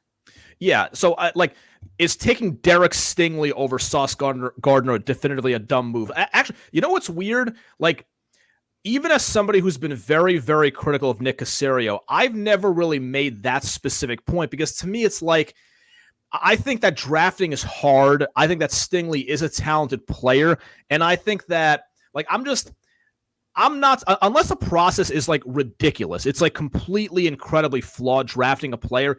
I usually cut a general manager slack as long as I understand the philosophy behind it. So I'm less critical of like Stingley over Sauce than Kenyon Green over the other guys because there were other easy options. But even with that, I'm not critical. It's more just kind of like overall organizational philosophy, like the free agency of the last couple of years. And even this year, like not making 1 to 2 significant investments that almost every other team in the league will sign somebody to like a 3-year contract. And he will not do that. Yeah, and the other thing is like I've never even held David Culley or Lovie Smith firing against him. Like I don't. That's fine. Same. That like I don't. That it's not. It's just blah. Like that's why. I think it's the best way to say it is meh. Like, and that's when I put out the poll. How would you feel if Nick Caserio left? Like meh was overwhelming. There was meh, there was favorable, and then there was like unfavorable. Like it's not like you're disgusted with him like Bill O'Brien or Jack Easterby. He's not on that level. So like we're not. I'm not sitting here saying that he's, the POS person of service or Bill O'Brien. I'm not saying that. I'm almost upset that we can't be Matt. Like I wish he had commit. Like it's like he's wanted the Texans to be formless for these first 2 years, and I think they've deviated away from that this offseason. When you hire D'Amico Ryans, when you sign these caliber of free agents, you make especially those 2 picks last night. But they didn't have an identity the last 2 years, and I frankly had no idea what they were trying to do or to build. Yes. And I'm like, just try to tell me that you are selling and creating a believable football vision. And there really doesn't feel like there's been one. They were never tanking. They never went all in on youth, but they also clearly were not trying to compete with some of the things that they were doing with those coaches that they were hiring. So it's just been frustrating for Caserio to watch kind of treading water like you're just existing for 2 years, waiting for the sins of Bill O'Brien to go away, which is fine. You did have to wait for that, but I think more forward progress in the meantime you probably could have found if you were willing to go either one way or the other. That was my frustration the last 2 years. I'd wake up on Sundays, I'd be watching some of these games, and I'm like, what is the purpose of what I'm watching here? Like there has to be a purpose. Even if you're a really bad team, there's a purpose. Like what the Rockets have done the last couple of years, it might have sucked, but there was a distinct and specific purpose of what they were doing. But don't you think the Deshaun Watson kind of delayed the thing a little bit? I agree, but it also knew about it coming into the year. You knew that it was going to be really bad, and you knew starting in March that he didn't want to play for you anymore. I mean, maybe they thought they could get him out, but at the very least, by the time you get to June or May, like go sign a bunch of like younger guys. Why are we playing Christian Kirksey? Why are we undrafted guys? Who was the linebacker at 120 tackles that like didn't even play for us last year? But he's Neville Hewitt. Was it him? It wasn't Neville. Who? Camu. Yes, Grugier Hill. Like, what are we doing with him? Like, why did he play so much in 2021? What did you accomplish making Camu Grugier Hill your team's leading tackler? And you brought the guys back. And the only reason we're doing this, we're not trying to be negative, is the conversation of Nick came up. I do think it's different, though. I will say that. I do think it's different. I do think the philosophy is different, but if it's what did the person before do for you? Like that's the thing. Like did the 2 years of Nick overseeing a process in which it wasn't ideal, it wasn't his fault. I don't even hold like a lot of it against him. What did he do to put the next era or whatever of Texans football in a favorable position where he's working with D'Amico?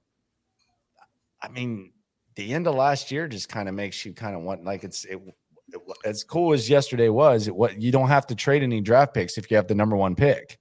If you like, you don't have to do that. So the question, like, what would the I'm curious, like, so I think we can all agree in this room, if they had the number 1 pick as they should have, they would have taken Bryce. Right. Yep. We can all agree on that. I'm curious, like, how much push would there have been to think about the Will Anderson part if they had Bryce Young? Because they haven't. Because I think the Will was the guy that they wanted the most. So I don't think there would be as much push. But I think the Will stuff came in, like Will was clearly their number 1 player, like on their board, the guy that everyone could agree on, but it wasn't the biggest need on their team. It wasn't the piece that you had to compete in the AFC, to compete both now and in the future. I think if you're picking Bryce Young number 1, which it sounds like from everything that's come out about how deep into these offers they got into with Chicago, from the way people have framed the conversation, I imagine it sounds like they would have had that conviction around Bryce Young as a player and a person, and then he coincidentally would have filled the need that you needed to hit at quarterback. So I'm not sure they're doing the Will Anderson thing if you have Bryce, because everyone feels like they win with the one selection instead of needing to compromise and saying we have to take a quarterback and we're not willing to walk away without a player that we love. I don't know, just my 2 cents. I think it would have just been Bryce. I think what it would have been is because it's all the same people involved. So like if they had Bryce Young, like they shouldn't have a different evaluation of Will Anderson. Like they should have the same exact evaluation. I think it would have been because we got Bryce and everybody is on board here. I think they would have thought about trading up, but only if Will Anderson fell to like 5 or 6, where the price would have been much more reasonable, as it was for Arizona, who moved back up from 12 to 6 for Paris Johnson. Didn't they just trade like a 3rd-round pick to make that jump? No, I don't think it was. I think it was. I think it was more than a 3. I got to find that though. Which one? The Arizona moving Detroit. Yeah, 12 to 6. This will drive Mike nuts because he hates the Yes. He hates if another team gets good value on a trade. I'm gonna find. Let's see. He's a very yeah. So here's what it is. Arizona traded number 12 and number 34 to move up to 6. And they got back 81. They get back 81? Okay. Damn. Yeah, that's much. They paid a lot yesterday. And this makes me wonder, do y'all think Arizona knew that Houston was like very, very desperate to land Will Anderson? Like they had to What do you think the leverage was in that trade? I don't know. Like, is it weird? It's weird because Jeremiah knew something. He had to know something. He had to know something. Well, I think. Do you guys? I know this came up last night. Do you guys think that Tennessee wanted to trade up for Stroud? Because I do. Possibly. Yes, okay. I think they did. I think there was enough smoke there. So I think so. If we put ourselves in Monty Osenfort's shoes, you're thinking at that point is, okay, Houston. If you pass on CJ Stroud, then I'm going to set you and Tennessee up in a bidding war to get as much as possible. Yeah. If you take CJ Stroud, listen, we like Paris Johnson a lot. I might even tell you that. But Will Anderson's higher on our board. We are absolutely willing to take Will Anderson because we got to move from 3 to 12, which totally changes what we do. And we'd rather just sit and take Will Anderson unless you are willing to overpay. That's got to be what that negotiation is like. Correct. But I think there was enough noise around them wanting Paris Johnson, whether it was Kyler Murray publicly endorsing that he wanted the player, to like people mocking him as early as 3 when he wasn't considered a consensus top 10 player in the class, that I think they did want to move down. Like clearly they were desperately shopping that pick. And I wonder once, like, at least in my head, once Stroud came off the board, the kind of value that we gave Arizona like should not have been there. And maybe it's just the cost of picking at 3rd. Like you said, just like that's the tax of giving away a pick that's that much. But in terms of like the actual players that were available left in the draft, I think it's hard to say anyone left after Stroud is worth any other year a 1, a 1, a 2, and a 3. But do you think? But again, if we're thinking about this, Crump, from an Arizona perspective, like for them to move to 12, they're not going to get Will Anderson or Paris Johnson at 12. Like at 12, they're talking about a different offensive lineman. So you mentioned desperation. Like, would they truly be desperate in that situation because they can just stick and pick Will Anderson? Like they could just do that. And maybe we're saying the same thing, because I think what I'm saying is it feels like Arizona had a bunch of leverage and they knew it. And I'm asking, do we think that Houston overpaid because of that? Like, do you think that they knew that Houston had to move up to this pick? I think if everybody here is saying the reason why the Texans moved up is really more for CJ Stroud than Will Anderson, then I think Arizona probably knew some of that dynamic as well. I think they eliminated. I think that Tennessee probably liked Stroud, and the Texans eliminated that. Yes. So then they were the only ones that were willing to pay. Which then you wonder, well, did they overpay? I'm fine with it.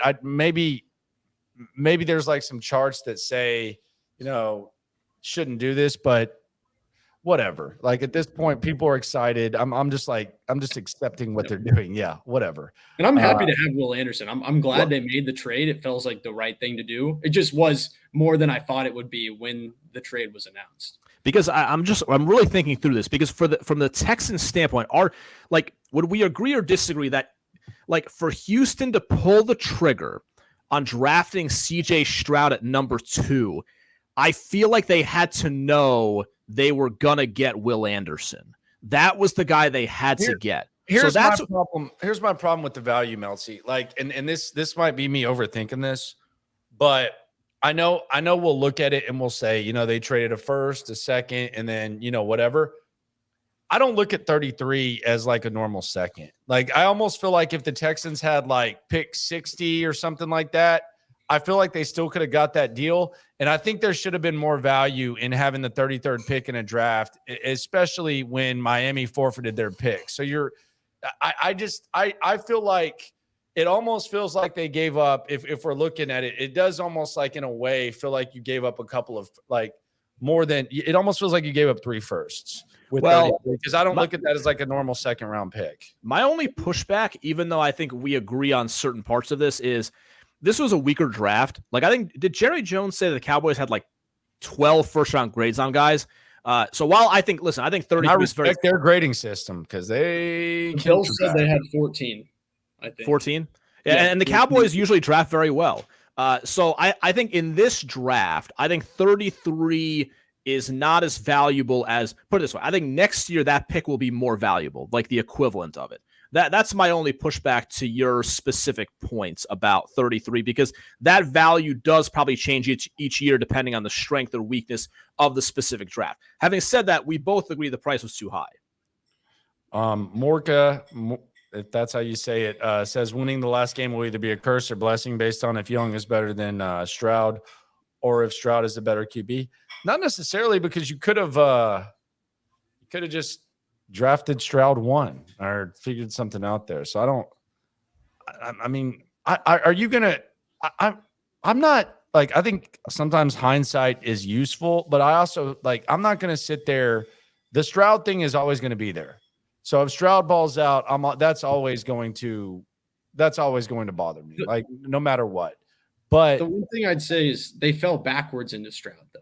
Like, I don't think they would have taken him at 1, even if he was there. Like, this does feel something that, like. So do you think it could be a blessing that they win the Colts game? Like if he is the better quarterback, I don't think this is a route they would have intentionally pursued. So I might agree with that comment. Okay, so that's an interesting connection. Well, you can get lucky like Dallas did with the whole Paxton Lynch and Dak Prescott thing. You can get lucky. I know this is a way higher stakes thing, but you can get lucky that way with your own evaluation. Dallas wanted Paxton Lynch, and then they ended up having to settle. Then they wanted Connor Cook, and then they ended up settling for Dak. So sometimes, and they didn't want Micah Parsons at first. They wanted a corner. So it can work out. Sometimes it'd be like that. I'm not gonna though. Like the one thing I won't do is if Anthony Richardson ends up being good, which is not going to happen. LaFar Jackson's not going to be good. Or Will Levis, Gosh Allen, if he ends up being good, I'm not gonna hold that against him. When you come up with your nicknames, let me ask you this: Do you like sit in your own like writer's room and you just try things out? And you're like, LaFar Jackson was literally like it's probably about 10 seconds. It's just off the dome, just like how I call Stetson Bennett Johnny Boyzell. Yes. Well, but that brings up a good question. If there was an acknowledged push from ownership or whoever to take a quarterback at number 2, what was that same conversation with Anthony Richardson versus CJ Stroud? Way. I don't even think they had the conversation. Like, but if there was a push, like what is Cal? No offense to Cal, but like what is Cal McNair watching Ohio State games in the fall? Like what? No, I just don't even think that they were even thinking about it. He's the only quarterback they didn't visit with, right? Am I not mistaken? Yeah, only one they didn't bring to the building. Yeah. So I mean, I don't even think Anthony Richardson. I would love to know if Indianapolis would have picked Anthony Richardson if Stroud had fallen. Great question. And see, I don't know. And the thing about it is, I will say this about Anthony Richardson. He's at least in a spot where I think he's in the best opportunity to succeed. Like it's the most like I think the Colts could be kind of considered one of those misleading, crappy teams to where there were a lot of injuries and they piled up, and that's why they were drafting where they were. But comparing him to Jalen Hurts is kind of ridiculous. Like that's a little. They're nothing alike. Like they both can move, but they don't play alike. Different prospects, different kind of Yeah, prospects. they're not alike. Like Jalen Hurts was the runner-up for the Heisman and was in an air raid offense and doing it like they're not. Let's put it this way. Like conceptually, I was going to say real quick, like, what does the guy do when he does well? Like, does he physically dominate you like Richardson did against Utah? Like, I haven't seen Jalen Hurts ever like physically dominates a defense. Like, he doesn't do it that way. He does it in a completely different way than Richardson. I just wouldn't compare them. Yeah, it's very different, but he's in an interesting spot. I just wonder. We talk about like ownership getting involved here. I could see a situation where Jim Irsay says, "Hey, take this guy." Well, did y'all see Irsay's comments after the Super Bowl about when you're trying to play a guy like Jalen Hurts? His quote was, "It's like trying to defend 12 people." Yeah, I heard him say that. And I think conceptually, like they're very different players, but the way you're gonna build an offense around around Anthony Richardson, I think it's gonna be the same concept that they used around Hurts year one, where let his legs get him a bunch of easy, gimmicky stuff, use the short game as an extension of the run stuff, and then their best ball is their deep ball. So create these these field reads, like attack vertically. Richardson, I mean, that's something he does really well right now. So I think that's where the comparison would be fair. I do agree, though. I'm not going to criticize them for not taking Richardson if he was a hit. I don't think he was ever considered by the organization. J.O. says, stop talking about AR. Dude is going to bust the top off NRG when he comes through with Steichen. Yeah, he might do it. Vince Young did that year one, too. And I love Vince. Vince is one of my favorite athletes of all time. We'll see what happens. I mean, I think there's a chance they win games. I'm not a big fan of the way that's going to go. What are the needs moving forward? Let's look ahead to day 3. Is there anything specifically that you think that the Texans need the most? They got pick 104, pick 105, pick 191. Right now, the best player available, according to Kuiper, is Ringo, the cornerback out of Georgia, Phillips, the cornerback out of Utah, Rush is up there as well. There's someone actually asked about this guy. I'm not even going to try to pronounce the name. The D tackle out of Northwestern, kind of, I guess they consider him kind of a tweener. Marcus asked about. Can you get that? Rump, that's all you. You've broken down a film on this guy. A squared. I don't know. I've heard he's kind of a tweener. It's kind of like one of those tweener things. I don't have a huge take on him. He's the guy who ran 4.49 at over 280 at the combine. I don't care for a D end or D lineman to do that. That's cool. I'm so weak on these day 3 guys this year because I've just been studying this spring, but that's like my kind of excuse. And you have 2020 Clark Phillips too. Antonio Johnson. Antonio Johnson, I like him. Antonio Johnson's nice. He's nice. They like SEC guys. Wow. Noah Sewell getting a lot of love too. I would take Sewell like the 105. Could get him in. They need a Sam. I mean, you could play him at that spot. I'd be fine with that. A. Henderson, what's up, man? Moving up costs way too much. We could have picked Will Anderson Jr. at 2, JSN at 12, and Levis at 33, and we would still have our 1st and 3rd next year. Stroud is not worth all that. Now that's an interesting way to look at it. It's a fair way to look at it. I mean, if the Texans had gotten Will Anderson, JSN, and then Levis at 33, what would people be talking about with their draft? Great question. I mean, I think they would. I think they would say some love. They'd be getting some love. Not that it matters. Doesn't mean a damn thing. They would have gotten Levis at pretty good value.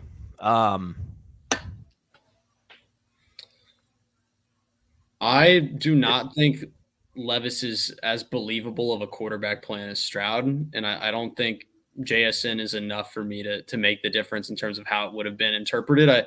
I think at least the fan celebration, I think Stroud carries this. I don't know if y'all would agree with this. I think Stroud had this gravity to him that none of the other prospects after Bryce had. I think it would have been viewed differently. I'm not sure it would have been as positive as we might imagine.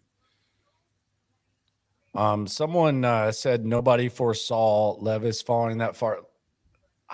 Well, who knows? I don't know. I warned you, Meltzy, that I'm not believing mock drafts about quarterbacks. I talked my way out of that.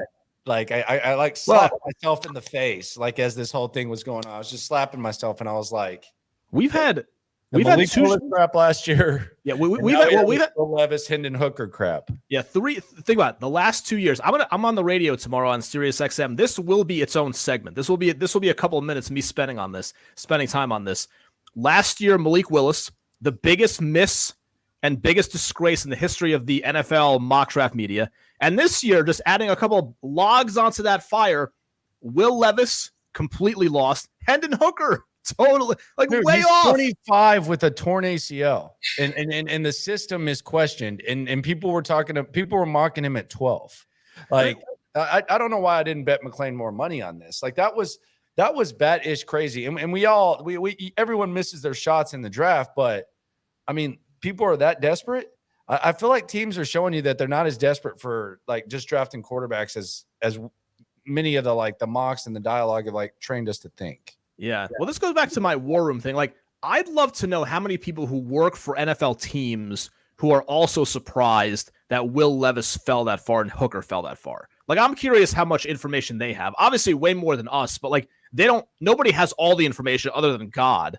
So that's what I'm kind of curious about. But we see every year, this has been going for 30 years. You'll see big name players fall. Like Nakobe Dean fell last year, and it was because of an injury that people didn't quite know all that much about. But with the quarterbacks, since they're discussed every day since the season ended, how do the mock drafts get it that wrong on those positions? These people, they talk to people who work in the NFL every day. And unlike what people think, every team talks to some extent or another. How can they get it that wrong on these guys? Well, Daniel Jeremiah is the mock god now. You can't really. He's got the belt. Really dispute anything with him now. I mean, there's always going to be a little bit of nicks, but he is the mock guy right now. The mock guy. I think it's a process where we're taking multiple people saying nice things, like Hendon Hooker, for example. I think Hendon Hooker had a swell of good faith commentary after the season ended about his character, about the production while he was at Tennessee. I mean, the Manning special came out, and I think there were these individual data points and the mistake that the mocked and the media make. And I mean, Cole Thompson and McClain had me talked in that Hendon Hooker was coming to the Texans at the end of the first, or that he was coming to, at the end of the first round, he would be picked there. And it's stacking those individual data points instead of just saying, okay, these don't aggregate to anything. They're just there. OO is Mr. Know-It-All as usual. Shout out to OO. Enjoy this great draft. Stop complaining about nonsense. I'm enjoying the hell out of it. I don't know what you're talking about, sir. I'm loving the hell out of this. We're just having a friendly chat. It's a friendly chat, man. You got to have healthy. You got to have healthy skepticism when it comes to these things. I like the draft. Fine, I'm good. You addressed your biggest needs at a significant level. Who knows how it works out? Sometimes we look back in hindsight, but I'm fine with it. First guess, I'm fine with it. But I was okay with skipping on a quarterback. So we'll see how it goes down. You were. Be fun. 11 o'clock tomorrow, fellas. We got less than 12 hours. How about that? Good points. Mike Meltzer, what time are you going on Mad Dog Radio tomorrow? I am on at 10 a.m. until 2. I actually have McClain on the show. On during the draft. Yeah, I've got McClain on tomorrow at 10:30. Okay. There you go. I don't hear him enough, so I might have to tune in for that. Yes. Crumpy, tell them where they can follow your good work too. Yeah, you guys can follow me at John H. Crumpler on Twitter, and all my articles are on the Texans Wire, texanswire.usa.com. Gents, appreciate you. Happy conclusion of draft week tomorrow, and I always appreciate talking to y'all. Appreciate y'all's insight. Have a good night. The gangsters right there. John Crumpler, the GIF setupper, and Mike Meltzer. the attorney / host of Mad Dog Radio. Appreciate everyone for rolling through. It's going to be fun. I look at this draft right now, and my thing is this. The Texans have the fan base excited. That's the most important thing. The fan base is excited. Now, there'll be some hardos that'll say, well, that doesn't matter till you start winning games. True. But in the situation this organization's been in the last couple of years, excitement is good. Go up to that draft party yesterday, there was a buzz, and it was before they even picked someone. Everyone was excited. The place erupted when they took C.J. Stroud. The place erupted when they picked Will Anderson right after. You could see players were there, and the people were happy. How's it going to work out? We do not know. Did DeMeco Ryans sign off on it? I think that's the most important thing. But the locally, people are excited. Nationally, the Texans being like the butt of jokes and being, I think, unfairly criticized a lot of the time. Shout out to Stephen A. and all the other people who like to put their digs. Nationally, they are loved. A lot of that has to do with the fact that I think a lot of people are Mulligetta bot and on board. So you have like the Ryan Clarks of the world on top, all over, like supporting the Texans. They like the DeMeco situation. So that's where that is. And that does, you can say it doesn't matter, but I think it does matter. And at the end of the day, if it doesn't work, it's not like incompetent BS. If you swung on CJ Stroud and you missed, or you swung on Will Anderson and you missed, it's a forgivable mistake. It's not like bringing in some chaplain, POS, person of service, Jack Easterby. It's not like making Bill O'Brien the king. It's not like getting yourself in such a bad position to where your franchise quarterback wants to leave, and then you have to hire David Culley and you have to hire Lovie Smith. If this mistake happens, it's a swing and a miss, and you can charge it to the game, and you've built up some good mojo. We'll see what happens. So how you feel about CJ Stroud? If you think he's the franchise quarterback, I hope you're right. I would have been okay skipping on a quarterback and waiting till next year. Who knows? But today you added a center, you added a wide receiver. It's exciting. We all want the same thing. We all want the Texans to do well. The city's better. Everything's better in the city when the Texans are good. And yesterday at that party, it was a great, great experience. Still some healthy skepticism. We're still going to break it down. We're still going to cuss and discuss it.